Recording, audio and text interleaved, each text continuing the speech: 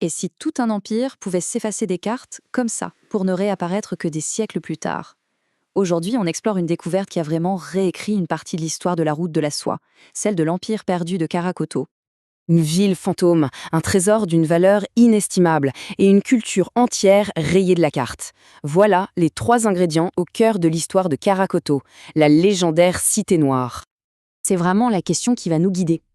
Comment est-ce qu'un seul homme, avec sa détermination, son obsession presque, a pu faire ressurgir des sables un chapitre de l'histoire qu'on croyait oublié pour de bon?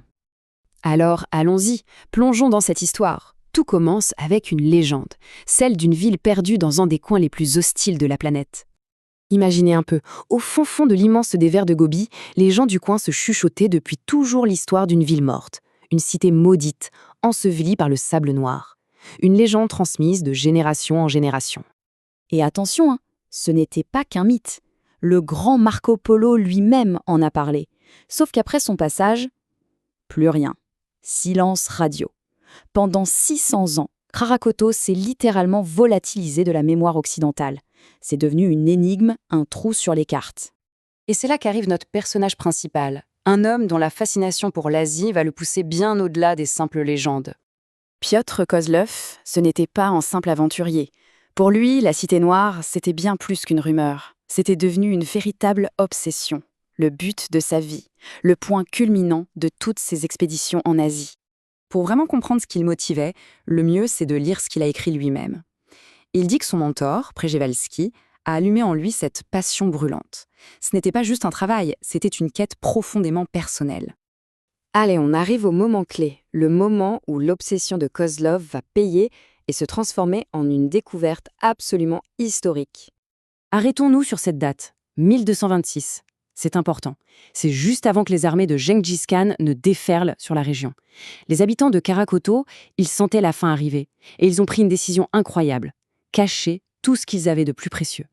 Et en 1908, après des recherches acharnées, Kozlov trouve enfin la cité.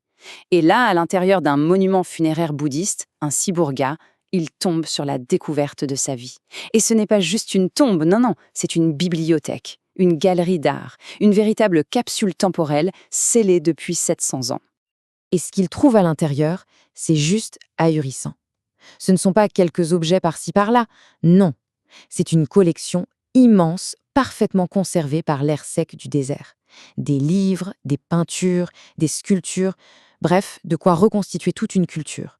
Leur art, leur religion, leurs économies, leur vie de tous les jours. Le chiffre parle de lui-même. 3500 pièces. C'est le nombre d'objets qui ont été envoyés à Saint-Pétersbourg. C'est tellement énorme que ça a donné naissance à une collection unique au monde. Une fenêtre grande ouverte sur une civilisation entière. Ok, la découverte est faite, c'est fantastique. Mais le vrai travail ne fait que commencer.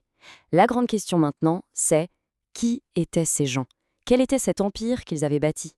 Eh bien, les créateurs de ces trésors, c'étaient les Tangoutes, un peuple qui a fondé l'empire des Xixia, un état super puissant qui a fleuri en plein sur la route de la soie et qui servait de carrefour entre la Chine, le Tibet et l'Asie centrale. Et pour bien montrer qu'ils étaient indépendants de leurs puissants voisins, ils ont fait quelque chose d'assez dingue. Ils ont créé leur propre écriture. Elle est inspirée des caractères chinois, oui, mais ils l'ont volontairement rendue hyper complexe. C'était leur signature, un symbole de leur fierté et de leur identité. Leur art, c'est un exemple parfait de leur génie. Ce n'est ni chinois, ni tibétain. C'est une fusion des deux, hyper sophistiquée. Ils ont pris l'élégance de la peinture chinoise sur soie et ils l'ont mélangée avec les couleurs explosives et la spiritualité intense de l'art bouddhiste tibétain. Le résultat est unique. Leur histoire, c'est celle d'une ascension fulgurante et d'une chute tout aussi brutale. En à peine 2 siècles, ils ont bâti un empire, inventé une culture, avant de se retrouver face à la plus grande force militaire de l'époque. Et la fin est terrible. Les Tangoutes ont résisté de toute leur force aux Mongols, alors pour les punir, Gengis Khan a ordonné leur extermination pure et simple. Ce n'était pas une conquête, c'était un génocide. Une tentative d'effacer un peuple de la surface de la Terre.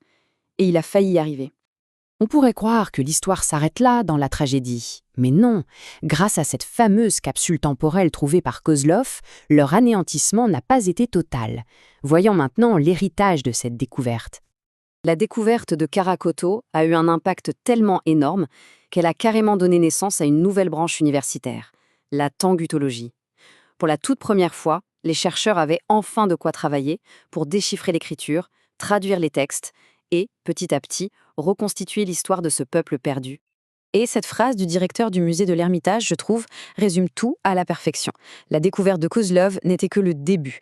C'est ensuite le travail de fourmi de plusieurs générations de chercheurs qui a permis de redonner au tangout la place qu'il mérite dans notre histoire commune.